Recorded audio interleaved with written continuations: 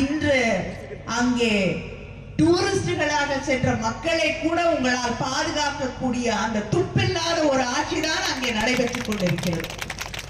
அம்பானி அதானி அவர்களுக்கான சட்டங்கள், அவர்களை பாதுகாக்கக்கூடிய சட்டங்கள், அவர்களுடைய தொழில் வளர்ச்சி பெறுவதற்கான சட்டங்கள் என்று அந்த ரெண்டே பேருக்காக ஒரு ஆட்சி நடைபெற்றுக் கொண்டிருக்கக்கூடிய ஒரு துயரமான நிலையைத்தான் நாம் இன்று சந்தித்துக் கொண்டிருக்கிறோம்.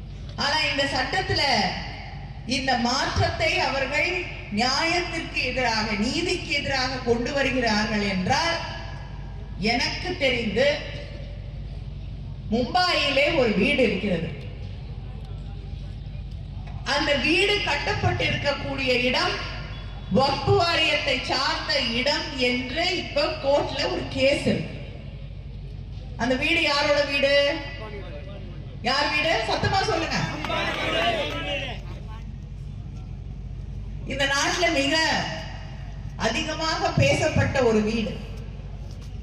அந்த வீடு வக்ஃப் வாரியத்திலே அவர்களுடைய இடத்திலே, நிலத்திலே கட்டப்பட்டிருப்பதாக ஒரு வழக்கு இருக்கிறது.